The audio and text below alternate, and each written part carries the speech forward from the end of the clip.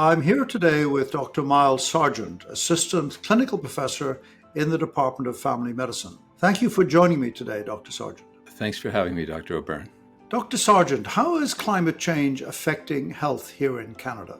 10 seconds on climate change here, I suppose. First, greenhouse gases, which are predominantly coming from CO2, which is the burning of fossil fuels, warm the air, warm the planet, and result in a whole bunch of climate changes that we're seeing. And so in Canada, the biggest one is actually heat. And as we saw 3 years ago in BC, we had over 600 deaths because of heat over a period of time.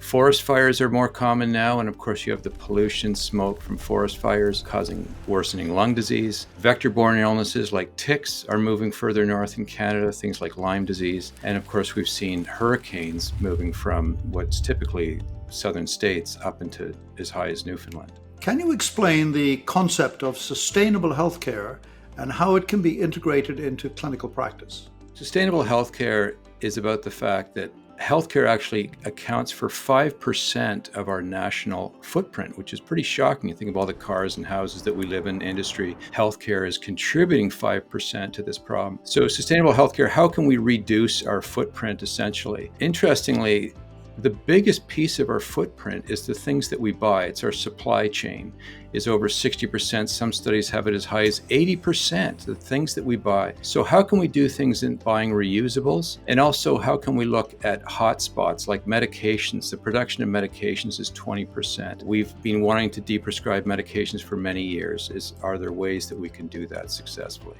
What innovations or policy change do you believe are essential for creating a more sustainable and resilient healthcare system in the face of climate change? Sometimes I think about things in terms of what you can do inside the building and what you can do outside of the building. And inside the building, hospitals are the highest resource-intensive facilities that we have. They're one of the highest retense buildings in society, actually. One of the things inside the building is desflurane gas, which is an anesthetic gas, 2,500 times worse than CO2. We don't actually need to use it. So some hospitals are banning it. So in terms of policy, it would be great if Canada was to ban desflurane as a greenhouse gas. Outside the building, I actually start my lectures with the questions, where do you want to be when you die? It doesn't sound like sustainable healthcare, but the fact is most Canadians want to die at home, something like 87%. But over 50% of us end up dying in hospital, and that's to do with some system problems. It's beyond the scope of this conversation, but it aligns with planetary health because, again, you're keeping people out of hospital, you're helping them die at home where they want to be. It's much less resource intense. Thank you, Dr. Sergeant. Your passion for driving sustainable change in the healthcare sector, as well as commitment to reversing the effects of climate change, is really palpable. Thank you so much for joining me today. Thanks for having me.